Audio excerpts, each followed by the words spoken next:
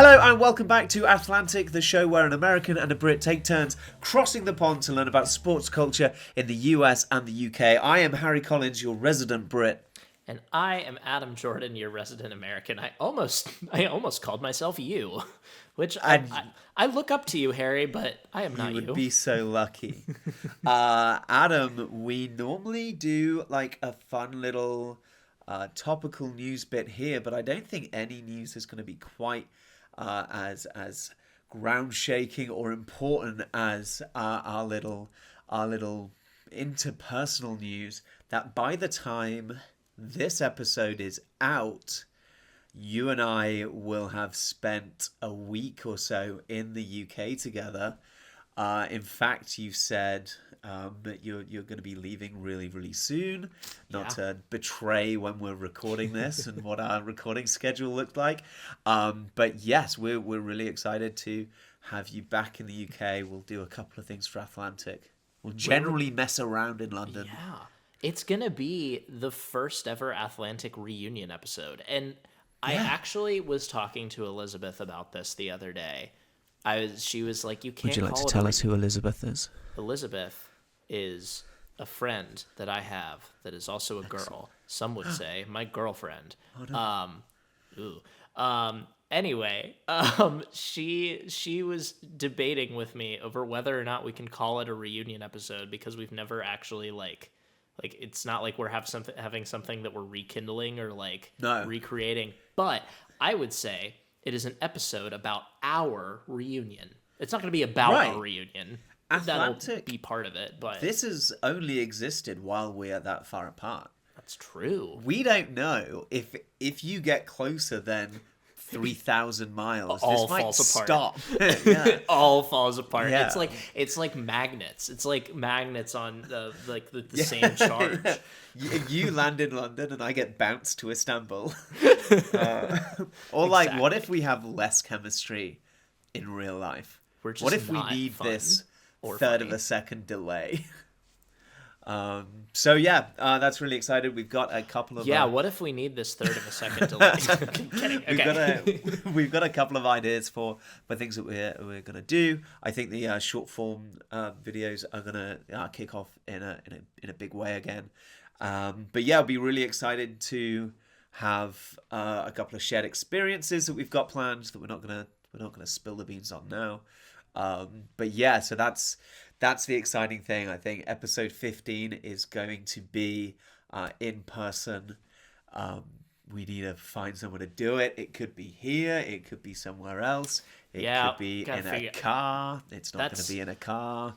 There's part of this trip, and at the risk of making this a podcast about our trip, which it shouldn't be, or my trip. There's been some things that you've been responsible for, and there's some things that I'm responsible for. One of the things I'm responsible for is figuring out how we're actually going to record this. So if it looks bad or sounds bad, it's on me. Aim all of your negative comments at me.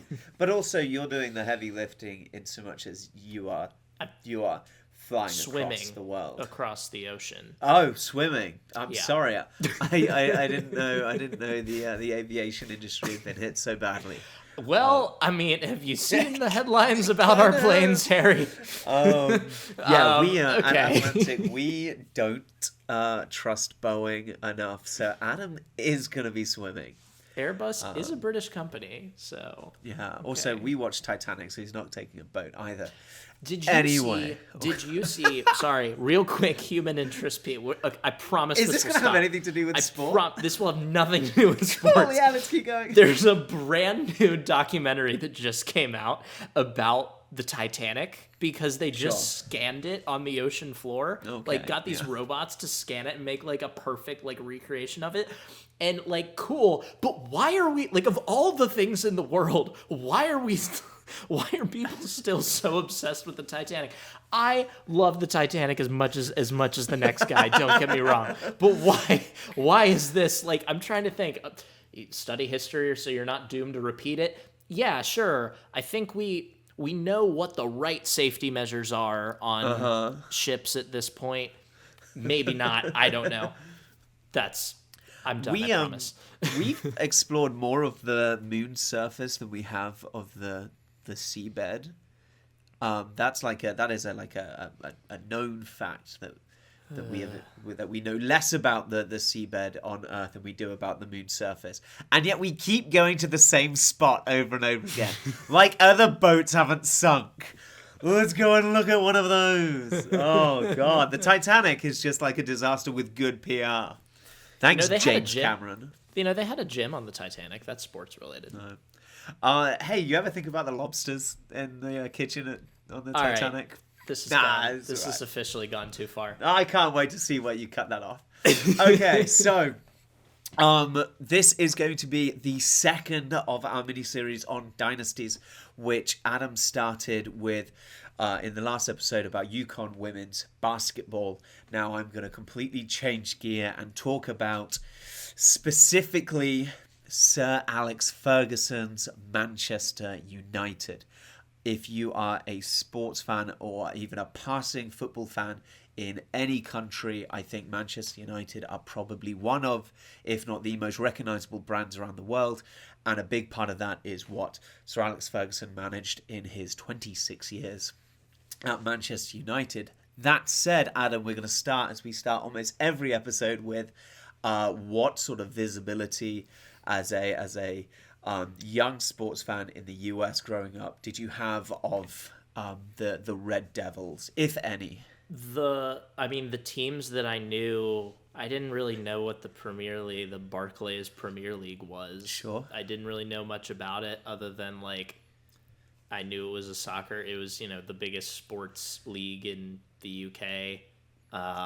And I knew that Arsenal, Chelsea, and Manchester United existed. Those were the three that I knew, and I remember finding it pretty odd, and probably meaning that they're big enough to have a big audience. That Chevrolet was the shirt sponsor for a country that, and this is true, doesn't have many Chevrolets riding around.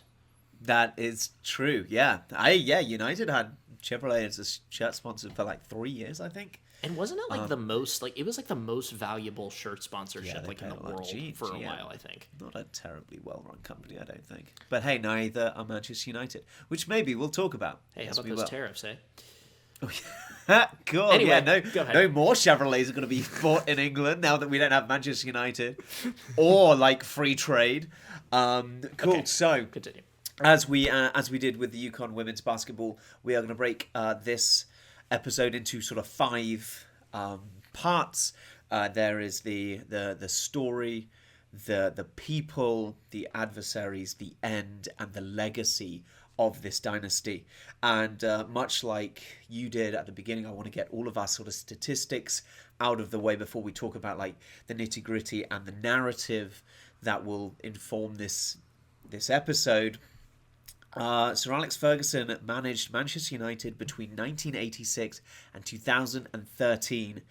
In that time, he won 13 Premier League titles, 5 FA Cups, 4 League Cups, 2 Champions League, and a European Cup Winners' Cup.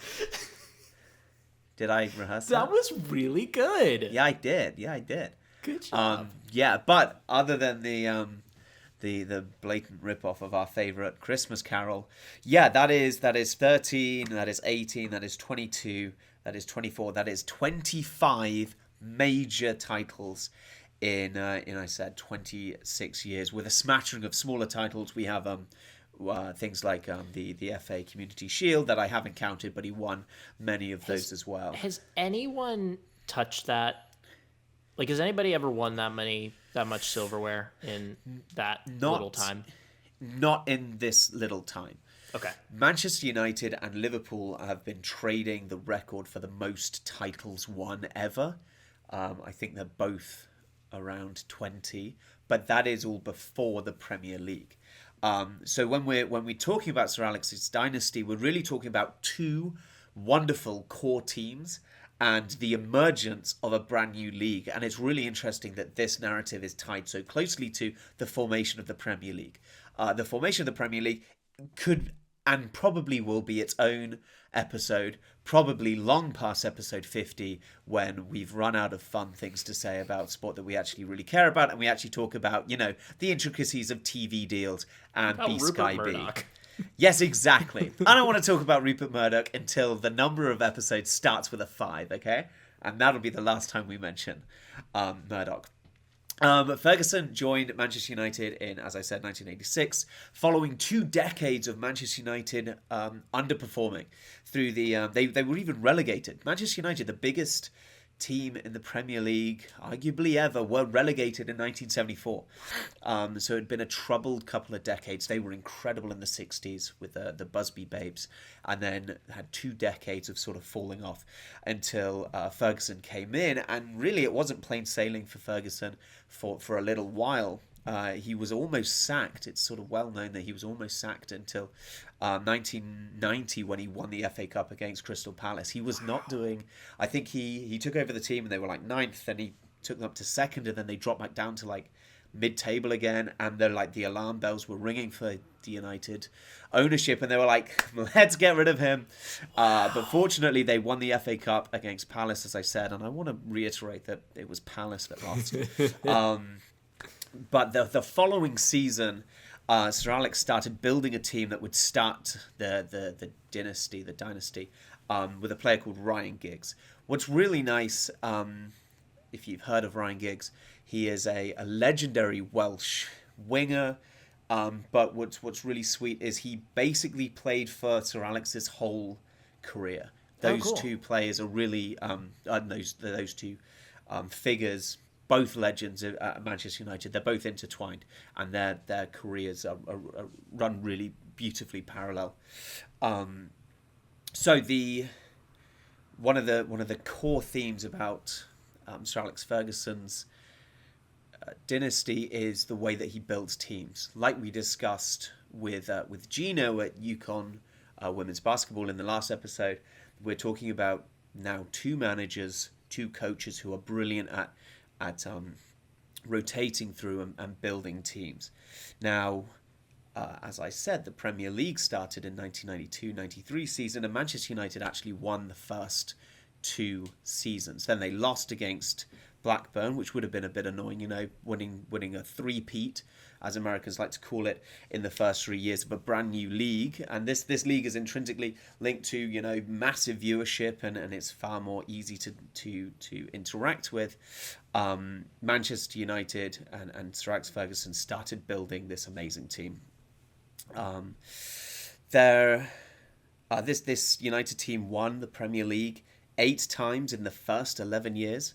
They won a treble. 8 times in the first 11? 8 times in the first 11. They lost to Blackburn and then Arsenal, I think, twice.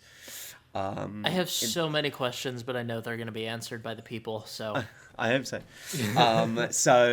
They won 8 in the first 11, including in 1998, 1999. They lost only 5 times on their way to winning the Premier League, the FA Cup, and the Champions League all in one season, which was the first time a Premier League team has ever done the treble. They have now been joined by their city rivals, Manchester City, but it was the first time that anyone had achieved this. So we're talking about real dominance that we had not seen in this new league before. And also, now the Premier League, as this new competition, is only synonymous with Manchester United and Sir Alex Ferguson. As much as we have, some incredible players, the face of the league could well be the manager of a team and not one of the athletes. And I'm not sure how many other leagues you could say that about. Obviously, in the NFL, Belichick, was huge. But honestly, Belichick always, to me, seemed like he was stood behind Tom Brady. There's a really good conversation to be had about how much Belichick or Brady influenced the Patriots. There is no question about Manchester United. It is Sir Alex Ferguson who drove the most dominant period of this team's sort of existence. Their longest break in title domination in the whole of Alex Ferguson's career after they won their first one was a 3-year period where Arsenal and Arsene Wenger went invincible in 02-03 or 03-04, and then Chelsea brought in a gentleman called Jose Mourinho, who would actually come and manage Manchester United later on. Mourinho took over Chelsea and introduced some new tactics to the league, and it took Fergie, as we're going to call him, a little bit of time to adapt to both Wenger and Mourinho. But the big point that I want you to remember, and we're going to get back to in the legacy bit, is that Ferguson always adapted.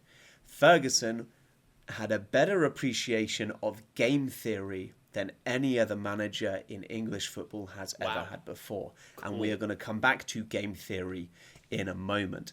Just before I move on to the people, Adam, do you want to hit me with those questions? I just want to, I think I was just going to ask, like, what made him so dominant? Like, what made him so great? And it sounds like you said, the game theory piece of it.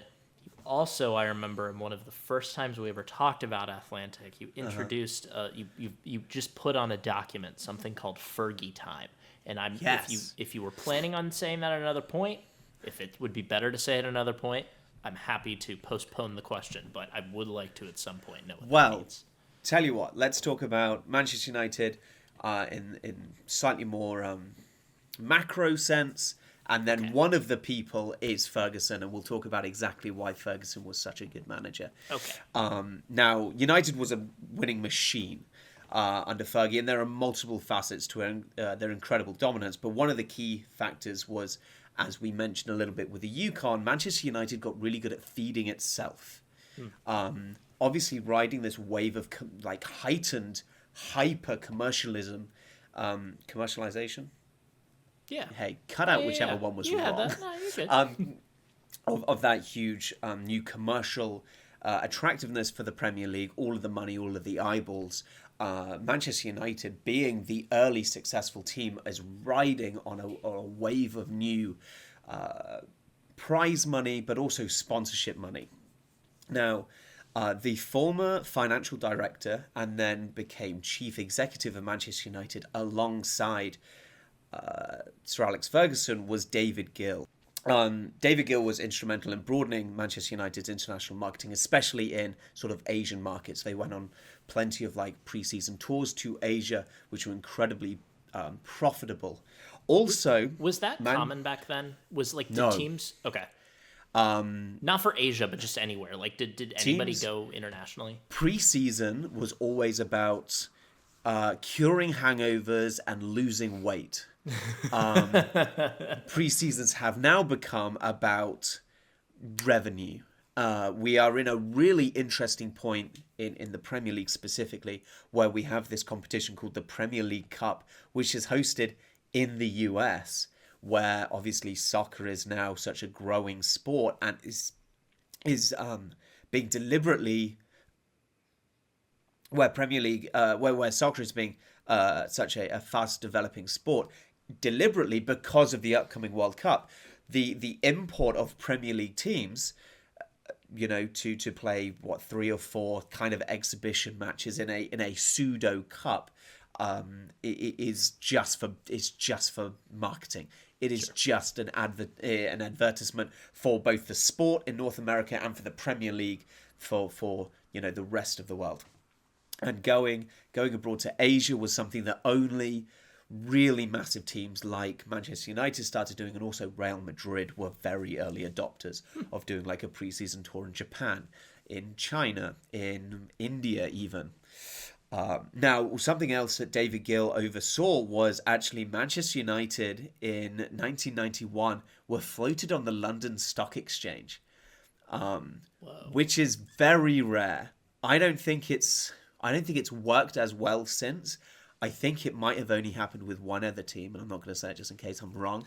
But when it was floated on the LSE, it raised £6.7 million immediately. Wow. The club was only worth 18 at the time, so that's over 50% of its value was added after being floated on. So we're talking about deft economists a talented chief executive stood behind this gargantuan manager. The other thing, as we mentioned with the UConn women's basketball team, is Manchester United start developing squads really, really well. They keep they develop teams and they rotate teams really quickly. Brian Kidd and Eric Harrison are two youth team coaches who helped bring through something called the Class of '92. Does that mean anything to you? It does not to me. So, in the 1994-1995 season, the season that Manchester United did not win at the beginning of the Premier League, Fergie sold a couple of their star players and instead started playing a couple of really, really young players that came through their academy. Those young players were called Phil Neville, Paul Scholes, David Beckham, and Phil's brother, Gary Neville. Have you heard of any of them? I've heard of David Beckham, and I've heard of Gary Neville.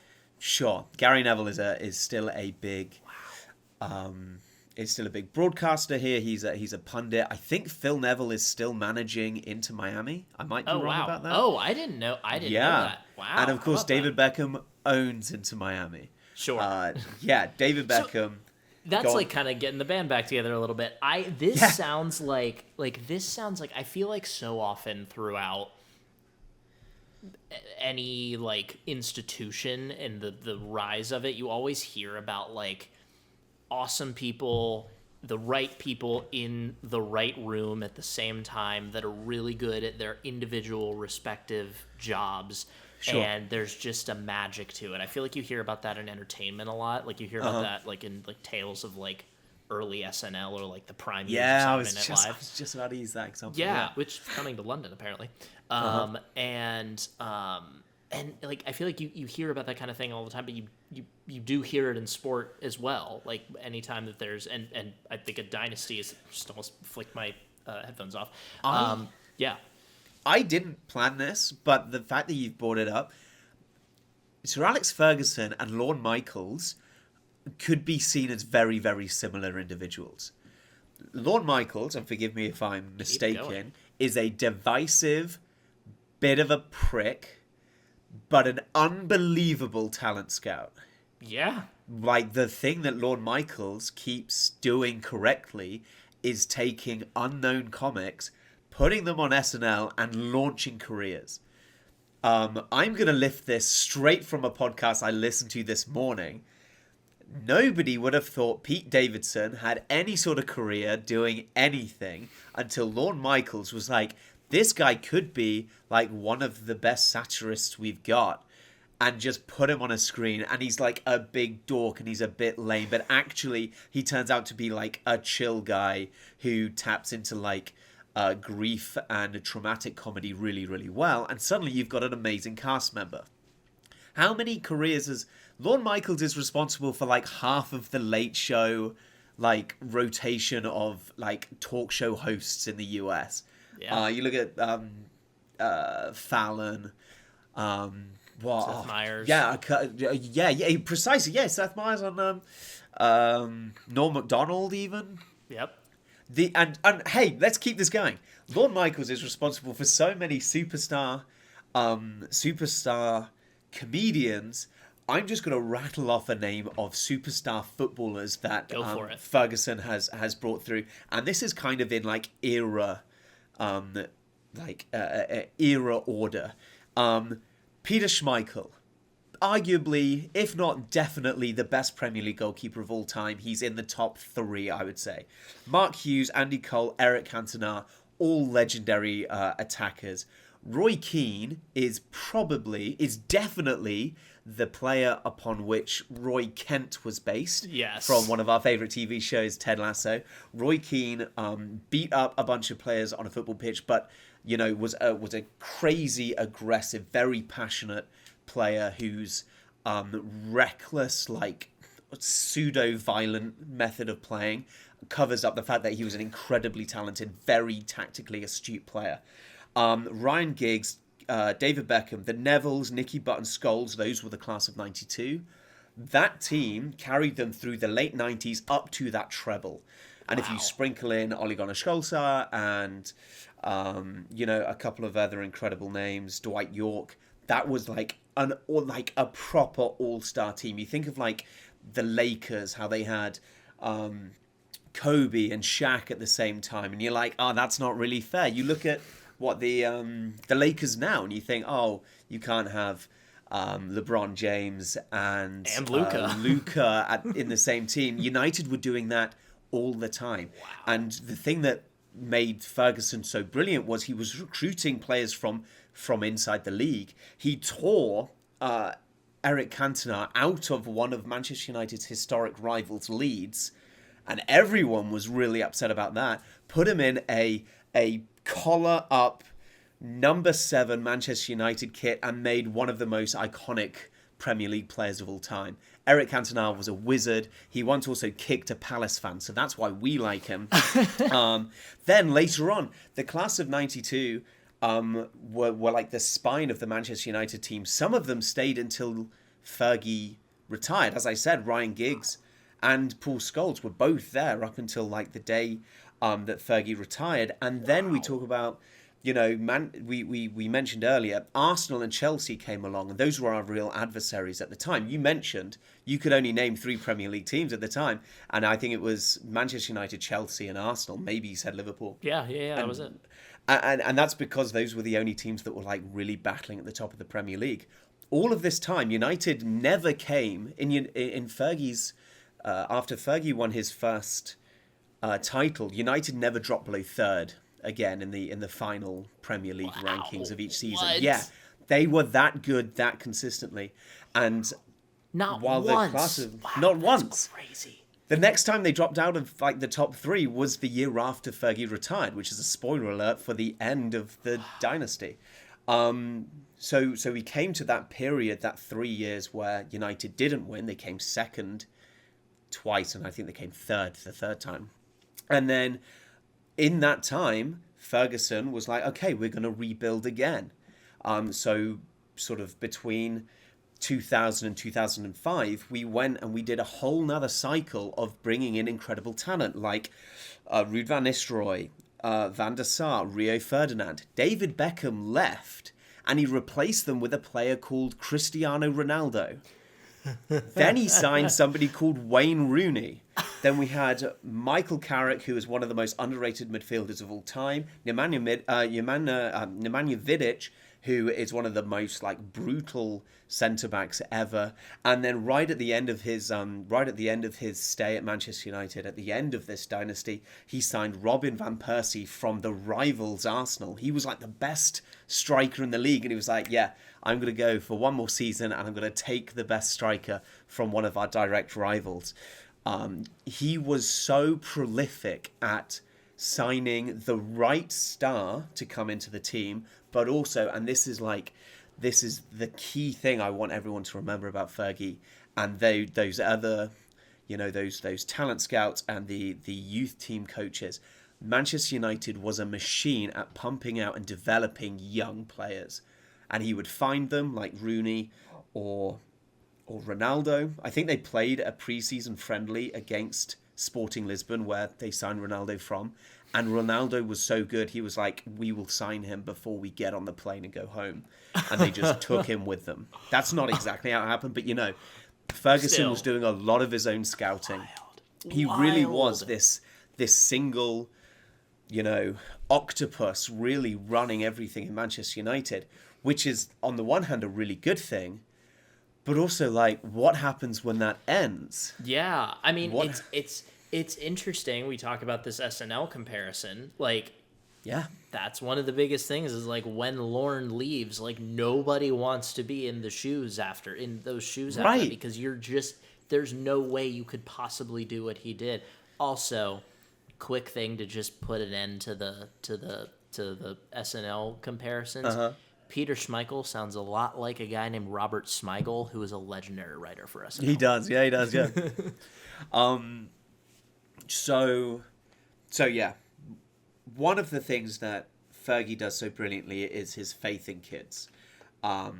Instrumental in the development and the recruitment of youth players. Also, he said in an interview that he gave 4 or 5 years back, when he joined from Aberdeen, where he was before, where he was also an excellent manager, arguably Aberdeen's best ever manager.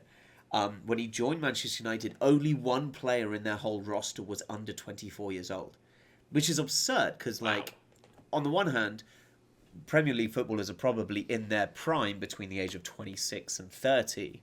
So, like, not having somebody under that isn't, like, the end of the world. But also, like, where is your succession planning?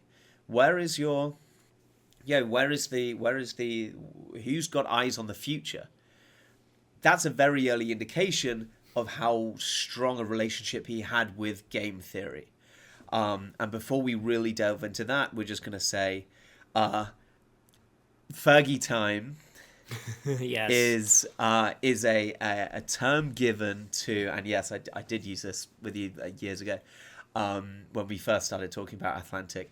Fergie time was the period of, like, extra time where the game's finished, it's 90 minutes is up, and, you know, somebody puts the board up and it's like, yep, there's 4 more minutes to go. 4 minutes would have gone past and United still need a goal, and there was a suspicious regularity with how often 4 minutes became 5 minutes, became 6 minutes, and then United scored. And actually a lot of this has to do with, like, because Ferguson was such a pillar and such an important person in the Premier League, there is a sort of an assumption and a general feeling that Ferguson intimidated referees almost as much as he intimidated his players. Ferguson was well known for his ruthless discipline. He had a non-tolerance for egos or complacency. When a player rose to a certain stardom, he would cut them out root and stem. And he did this on 3 notable occasions. He got rid of a striker called Ruud van Nistelrooy. He got rid of our Roy Kent character, Roy Keane, who was the captain of the team. Wow. And, of course, most famously, he got rid of David Beckham when Beckham was at, like, the height of his prowess. Now, there's an argument David Beckham wanted to leave anyway. He wanted to go to Real Madrid. That was probably already set. But Beckham was the first, like, mega star footballer who was big outside of football. There is a admittedly very good documentary, I think, on Netflix about Beckham, and it talks about how he, like, went into modeling, how he had a very public relationship with a pop star. He, you know, had his own, like, clothing brand and fragrance very early. He was an incredibly marketable player, but when that profile became bigger than something that Ferguson could control in the dressing room, he just got rid. He let him go. And as I said, he immediately replaced him with the next player who was going to be the most marketable player in the world. Also Ferguson, to sort of finish that point, was famous for the hairdryer. Which is where he would just scream at his players. Mostly in the dressing room, he would have almost like semi-abusive, just screaming matches with some of his players. One of the most famous times that didn't happen in a dressing room was I think they were in a game in Portugal. I think that rings a bell. And the players are tired. I think they've lost, and they walk past a bunch of kids who are asking for autographs, and they just get on the bus. And then the bus stays there for 45 minutes while Sir Alex Ferguson signs every single autograph because his players didn't. He then got on the bus, screamed at the players, and then told the players to get off and sign the autographs of the people that pay your wages. He had... I think genuinely, outside of football, he is a good person with good morals, and occasionally it was seen there. But he was also a ruthless competitor. Wow. So yeah, and that's he stayed. Incredible. Yeah, like... you really want to hear that. Yeah. When we're talking about, you know, the biggest team in the world. you want to who have developed so much because of this hyper commercialism. You know, those kids like asking for autographs are like absolute grassroots of what all of this is about, and he recognized that and he paid that back. Wow. So the end, with the UConn women's how did this come basketball crashing team, down? He retired. He won And the Premier League in his last year. He told everyone he was going to retire. Goodbye. Bye-bye. That's pretty awesome. Mic to drop. go out on the high note. Yeah, he gave an incredible final speech, a farewell speech. He chose why he had a big hand in choosing his successor. David Gill, who I mentioned earlier, also left at the same time. Okay. So new ownership, new management came in. He chose a successor from another Premier League team, Everton, in the shape of David Moyes, who is a well-liked Scottish manager, just like Ferguson. But as I said, you know, Ferguson is this like octopus who was scouting, who was, you know, had a big hand in training. He left too big of a hole, and there was a real power vacuum that the chosen manager David Moyes couldn't fill. Sure. And honestly, Manchester United have not been anywhere near as competitive since. They are still reeling from the loss of Fergie. He stayed on as like a club ambassador until this year, when I think he was actually dismissed by the new owner, which is kind of upsetting. Yikes. But yeah, he was a phenomenal titan, a real titan, and the heart of this United dynasty. And I don't want to call it a Manchester United dynasty.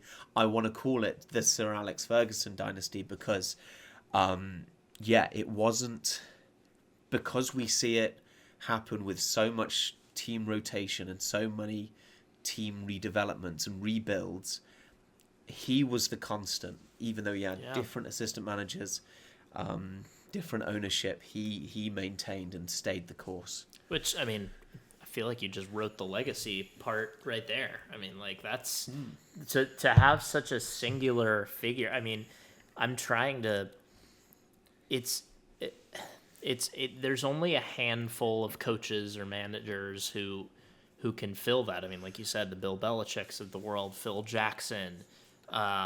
Gino, we may be seeing one in Don Staley, who's the head coach of South Carolina women's basketball. Unfortunately, as much as I hate to say it, Mike Krzyzewski. Like there's only a handful of those kind of coaches that have that cachet, and that does, I feel like, often happen. Or not always, but that can happen. It's hard to replace a legend. Sure, and I think one thing specifically that all of those coaches or managers have in common is this appreciation for what's called game theory. Game theory is a branch of mathematics that uses like sociology and economics to understand rational decision making over, you know, any number of wide variety of topics. But it's really easy to see the application of game theory in things like business, war, weirdly, and sport. And the Holy Trinity. And the principle of game theory is when there is more than one competitor in any situation, you have one of two types of games. There is a finite game or an infinite game. And a finite game is if you and I play chess. You know, the rules are really well defined, and there's an obvious winner and a very clearly set beginning and an end. It starts when you move your piece, and it finishes when you take my king. Fine. The infinite game, and where game theory comes in, is where the object of the game isn't to win, it's to keep playing and keep competing at the highest level. And that is what Sir Alex Ferguson understood so well, and what I'm sure all of the managers and coaches we're going to discuss in team sports dynasties understand, is that sometimes someone is going to beat you. And the important thing is everyone in the organization doesn't wet the bed when that happens. And what you do is you rely on your values to make sure that continuous progress is being made. Yeah. So Ferguson had an eye on a replacement for David Beckham. David Beckham was a very good footballer and was an all-time Premier League great. But when he left, Manchester United were ready and they had the next player, the class of 92. They all came through and they kept developing young players like Ronaldo, like Wayne Rooney, like Rio Ferdinand. There was always an eye on the future. And if this season isn't going well, that's okay. Like in some Formula One teams, if this season isn't going well, we're going to focus on the next season early. So yeah, rather than always signing big names every season, which is unsustainable for like the business that Manchester United became, he's always developing players for the future. Ferguson always consistently placed Manchester United's values ahead of its interests. That's pretty cool. Which is really cool. Applying the understanding of game theory, it's clear that Ferguson's willingness to rebuild the team so proactively is like the secret. It's not the secret. It's like very obvious that's what was happening. And what is really interesting at the moment is we haven't had a clear dynasty since Ferguson, the Premier League. Does City not count? Well, that's a really interesting one because City has gone through different managers. So if we elevated this conversation to like the new ownership at Man City, we could start talking about that. But it's been broken up already more than Ferguson's reign ever was. We had Leicester, we've had Chelsea a couple of times, we've had Liverpool a couple of times. Now, Man City fell away a little bit this year, so it'll be interesting to see if Pep can rebuild like Ferguson. I'm sure he can. But, you know, even the best manager in the world at the moment, Pep Guardiola, has a long, long way to go before we consider him in the same breath as Ferguson. Sure. Wow. So, interesting, like, there's so much, it's so, like, I almost felt like I just learned, like, a business story, just as much as I learned a sports story. That's really interesting. Like, what an interesting person. When United became the biggest brand in football, which arguably it maybe still is, but I don't think so. I think probably Real Madrid has usurped that. Then, ultimately he is a big part of a business. And I think, and I don't know this for certain, but, you know, that part of that octopus, you know, that sort of helicopter manager I was talking about, probably part of that is looking after the club's commercial interests as well, which is something that David Gill helped with, and then later on, when they were bought by the American family, the Glazers, that changed a little bit.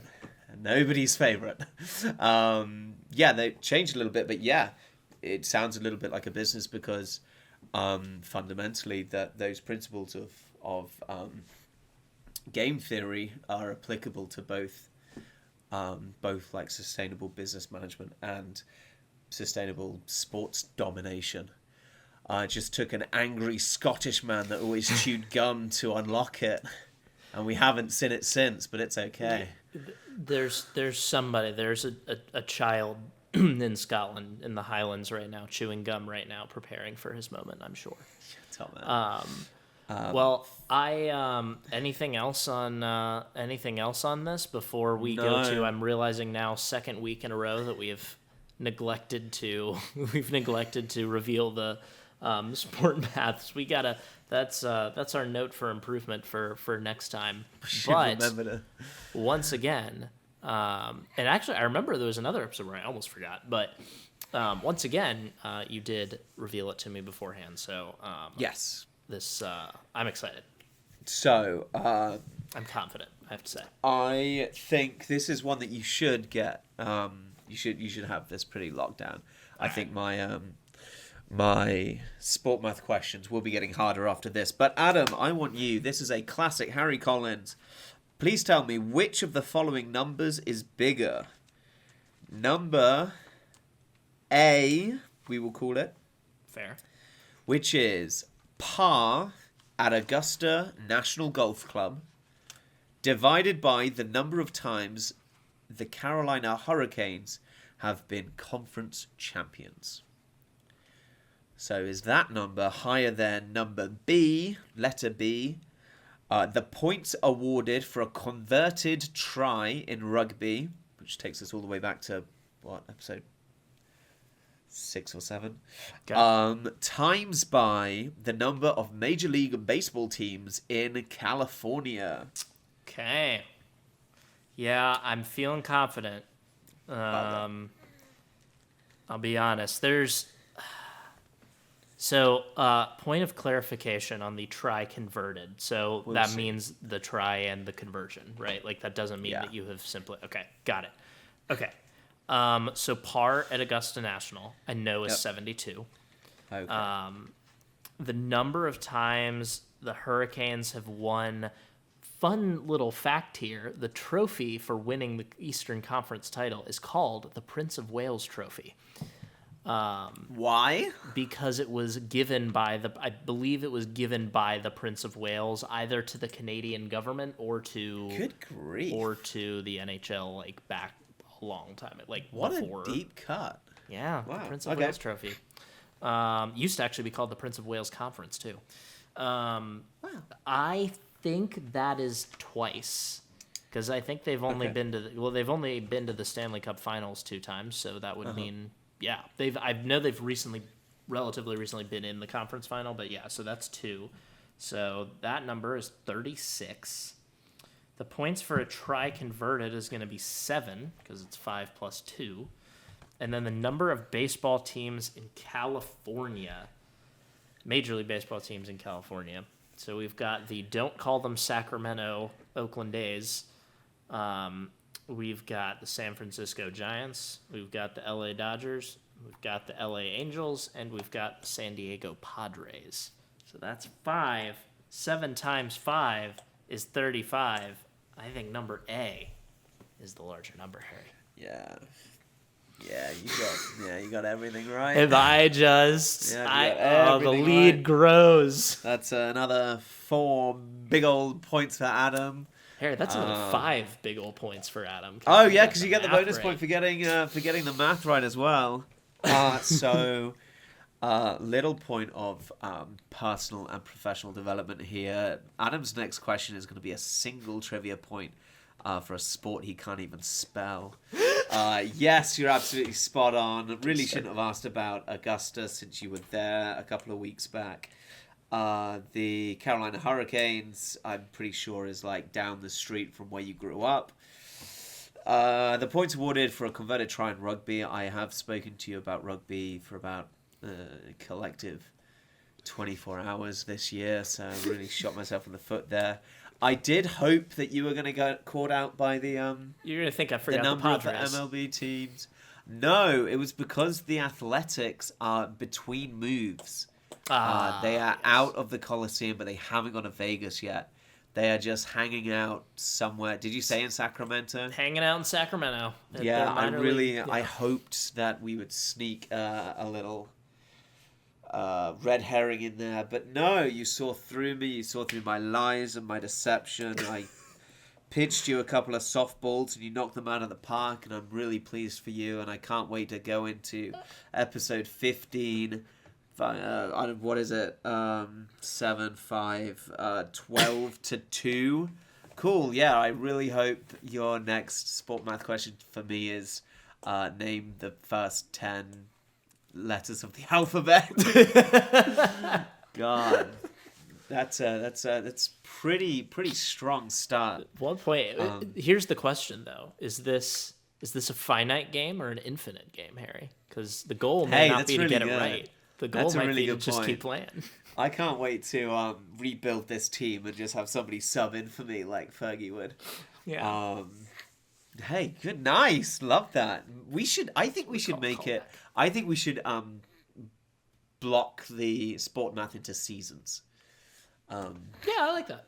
Yeah, so we could close this out after like 5 or 7 or 10 episodes, and then the next sport math season maybe has a different format or something like that. What if we got the Duke of Cornwall trophy and for the victor. Oh, fun! Oh, that'd be really good. I can't wait to spend $20 sending that backwards and forwards across the Atlantic. Yeah, cool. Wicked. Let's get 2, and we'll just let each other put it on our shelves. Yeah, perfect.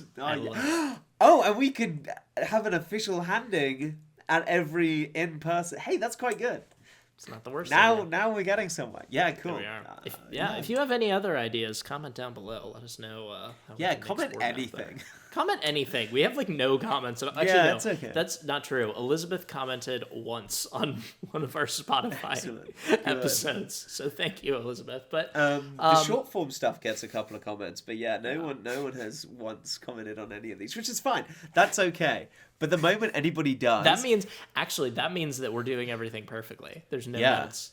I think next episode we'll just deliberately say incorrect things just to like rouse attention. We're gonna be a hot take show. But if anyone that isn't related to or friends with us comments a single thing, they can be like the patron of the entire subscribe to our Patreon. That doesn't happen. Doesn't exist. Well, speaking of subscribe to things, subscribe on YouTube, subscribe or follow on Spotify, please, and leave a like, leave a comment, as we just said. Thanks for watching. Appreciate it as always. This has been a blast. Until the next Dynasty, and the next time that you see us, we'll probably be together, unless we do like a surprise episode in between, which I'm not anticipating, but like we're gonna be in the same little box. That's gonna be pretty good. Yeah. On the same continent. Pretty crazy. First for Athlantic. This will be really sweet. Until then, Adam, have a lovely evening and a pleasant week. We should have a better sign off by now. Yeah, we'll come up with one. Yeah.